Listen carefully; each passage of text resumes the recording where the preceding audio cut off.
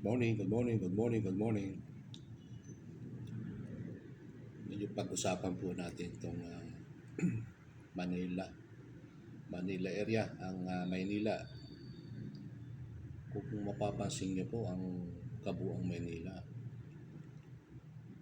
lubog sa tubig. Ano po kaya nangyari ngayon? Dati-rati naman hindi lumulubog sa tubig ang Maynila. Pero ngayon, halos buong Maynila, may tubig.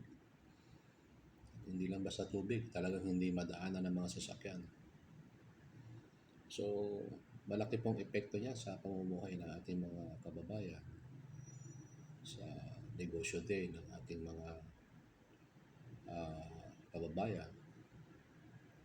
So, kung hindi magagawa ng paraan, malaki po talagang epekto. So, kahapon nasaksihan natin sa balita na talagang yung ibang lugar hindi na madaanan sa lalim ng tubig.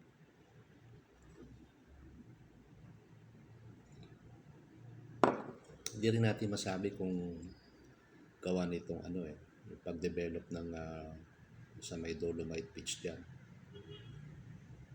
Yung pinatigil ng ating presidente na talagang tinatambakan nila yung karagatan. So, sa tingin nyo, may epekto kaya ito dahil binabaha ang Maynila ngayon?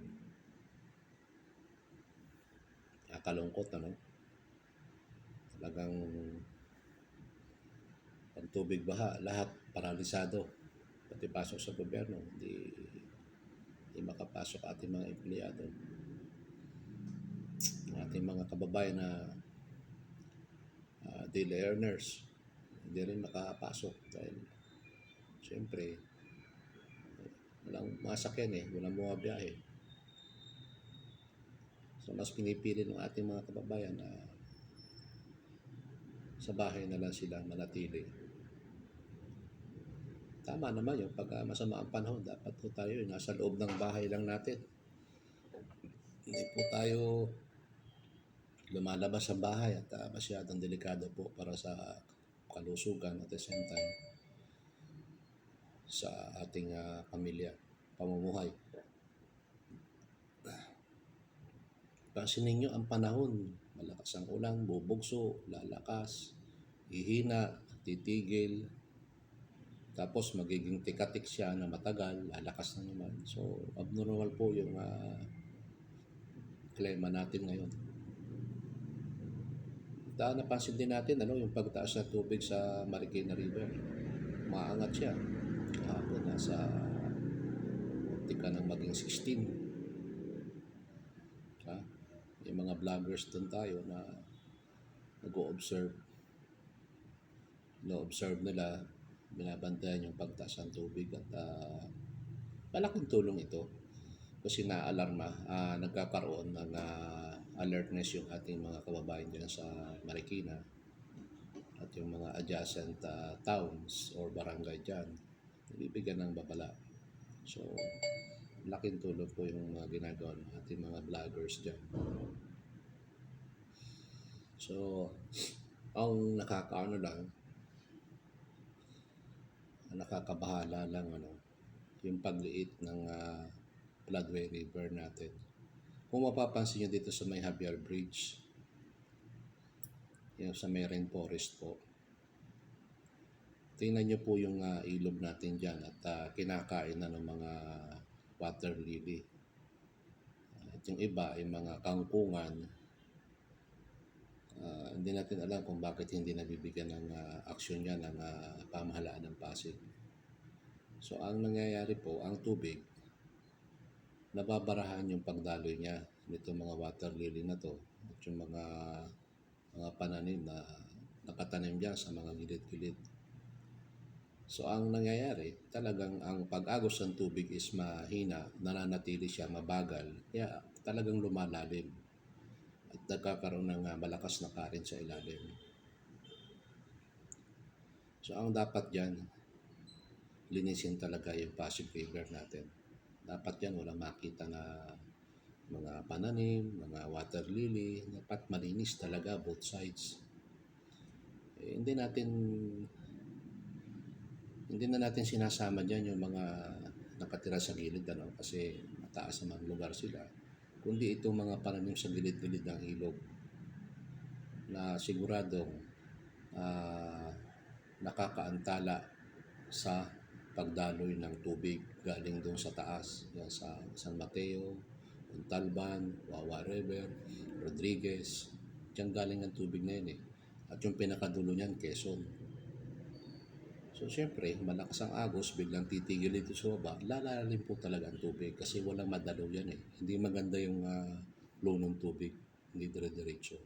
Ngayon po, kung malilinis yan natin, from Marikina, start from Marikina, pababa, gaganda po ang daloy ng tubig. At hindi lalalim. Hindi po lalalim dito sa parting Marikina ang tubig, hindi may ipon ng tubig kasi maganda yung daloy eh, papunta doon sa dulo. Yan ang ating isang nakikita dyan na problema. Yung pagdalo ng tubig na antala o nababarahan ng mga nakalagay dito sa gilid-gilid ng Pasig River. At kung yan po yung malilinis, napakaganda pong tulong niya sa atin. At hindi tayo masyadong babahain. Yun ang ano natin dyan. So dapat dyan, tawag dito,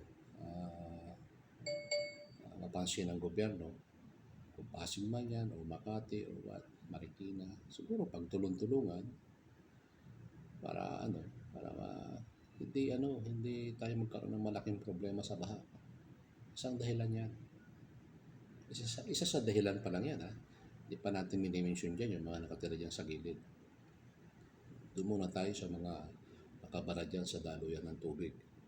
At kitang-kita nyo naman talaga kung mapapadaan kayo dyan.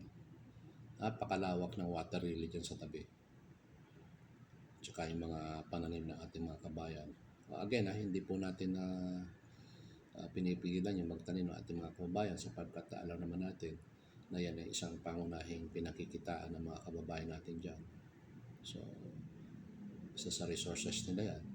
Kaya lang, siguro, ang pamahalaan ng anumang LGU yan, magkaroon ng alternative solution regarding dyan. Tingnan nyo po, pasinin nyo lang. Madalas tayo dumaan dyan nakikita ko talaga ang tubig, parang yung tubig na tumatabi. Nakakatuwa nga. Ngayon, tumatabi ang tubig. Tapos, yung gilid, hindi madaanan ng tubig. Tapos, stagnant ang water. Hindi siya umaagos ng mabilis. Dapat yan maagos ng mabilis para at least hindi naipon ng tubig doon sa dulo sa Marikina area or San Mateo. Kaya lumalalim ang tubig, bumabaha sa kanila doon. Hindi nakakaabante ang tubig dito sa baba. O yan po yan, sa dahilan. Yan dapat nakita ni Pangulong Presidente Marcos May mga structure rin dyan na tinayo na sa palagay ko may kumita dyan. Tingnan nyo na lang po Pangulong Marcos. Diyan po sa may parting Quezon City. Yung tulay dyan. Particularly dito sa Barangay Bagong Bayan. Yung tulay po dyan, galing ng Pasig. Tatawid kayo. Merong isang building dyan. Hindi lang isang building Ito ay isang ilang palagay na kondo na tinayo dyan. Tingnan yung tinagay. Talagang kinain yung ilog Pasig natin. Isa sa dahilan yan. So, Pangulong Marcos, kung titingnan nyo po yan, pakisili po ito ng ating mga tauhan nyo. At tayo nababahay. Pag-usapan na lang po natin kasi tayo naman po ay tawag na silent observer. Kung ano nakikita natin, pinapansin na natin, pinapaabot sa ating mga mamamayan. Which is true naman. Tingnan nyo po, yung kahabaan ng Marikina River na yan, Pasig River na yan. Ako, tingnan nyo po yung mga structure na tinayo dyan. Yan ba illegal o illegal? May kumita ba dyan?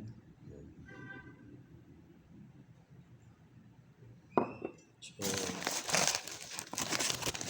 yan ang isang dahilan kung bakit bumabaha.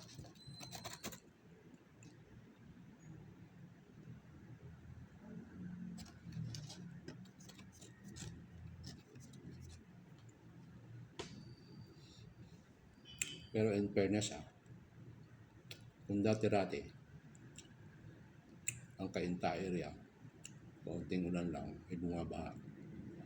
Malaki po ang pagbabago ngayon. Hindi na siya mabilis magkaroon ng baha. Siguro epektibo yung mga paglilinis na ginagawa ng pamahalaan ng Cainta.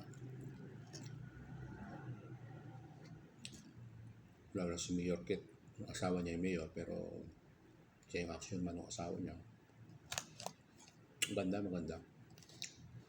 Yung mga ulan na yun, dati-dati, na sabihin natin mga 2000 o 1999, baha na yun.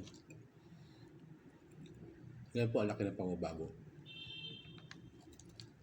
Siguro yung dredging, linis kanal nila, walang humpay na paglinis ng pamahalaan ng Cainta. Ng bunga ng maganda.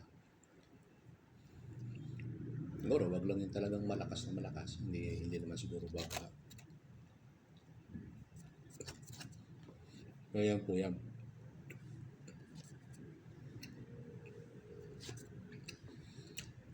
Yung panahon ito, napakasarap pong matulog. Kung may luluto ka lang, makain. Manood ng TV. Sarap po. Sa bahay ka lang. So, nagkataon na may pasok tayo ngayon, kaya nandito po tayo. Pag ganyan masama ang panahon, mas pinipili ko na umalis ng maaga sa bahay. Para pagdating ko rito sa opisina, nakapag-relax talaga ako. Sarap So, yung aalis ka ng tamang oras, pressure ka, may stress ka pa. Ito, haya-haya ko sa office na. Kakape na. Ang official start natin dito is 8:30. Ano oras pa lang ngayon? 6:30 pa lang. Relaxation. Yan po ang naobserbahan natin. Sa yung mga project ng Marikina dyan sa Marikina River.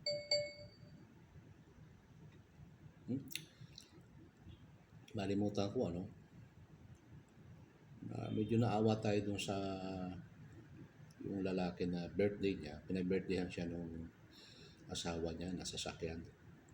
Ang problema ngayon, pinark nitong si lalaki ang sasakyan along the side of Marikina River dito sa may Riverbank Mall. Alam mo, inabot ng ulan doon. Hanggang ngayon yata, hindi pa naalis kasi malalim yung pinagparadaan. The good thing is, may tumulong. Tinalian na lang muna yung sasakyan para hindi rin. So, tinalian sa pagkakapark. So, yung sasakyan, nandun pa rin naman. Nakikita pa rin naman, pero ang sistika rito, kapag ang sasakyan matagal na nababad sa tubig, malaking problema po yan. Number 1 po dyan yung mga wirings, yung mga electrical wirings, saka yung makina, sigurado saturated ng tubig yan. Yan ang mahirap dyan.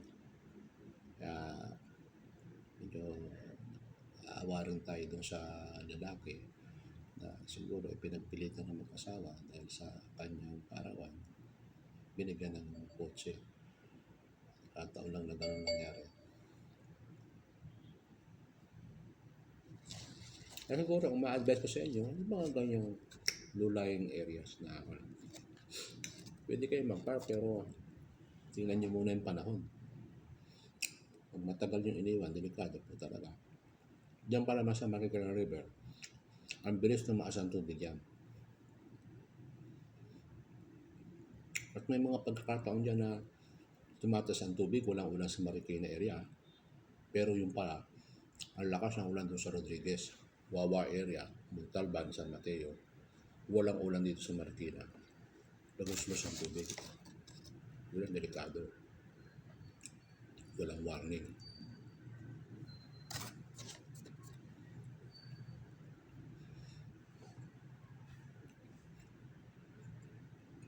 Alam mo yung baha na yan, matagal na yan. Tagal na panahon. Ang dami na nagdaan presidente, walang makaresolba na. Pati ang traffic na yan. Wala. Walang makaresolba yan. Problema na yun. Traffic, baha, wala. Dami na magagaling na presidente na nagdaan sa atin. Yan, dalawang problema ng Pilipinas yan, walang makaresolba. Baha, traffic. At ang number 1 dyan, yung corruption. Yan. Tatawa tayo eh. Itong confidential fund ng DepEd. Ngayon nakarinig ng ganyan ang sangay ng DepEd, may confidential fund.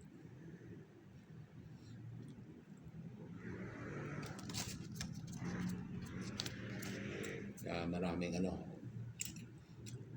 mga bubuyog, bulong-bulungan, bakit daw, saan kagamitin? Oo nga naman,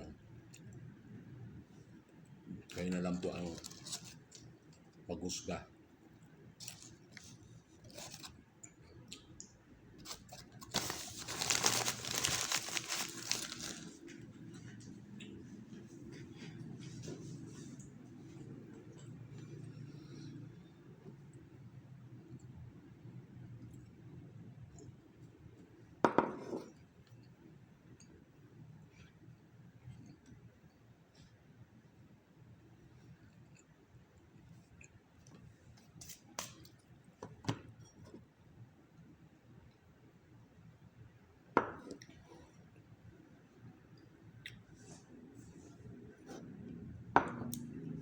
Maraming salamat po sa inyong lahat. Sa mga nanood ng video to, maraming salamat po sa inyong lahat. Naway patnubayan tayo na po ang may kapal. Thank you and good morning.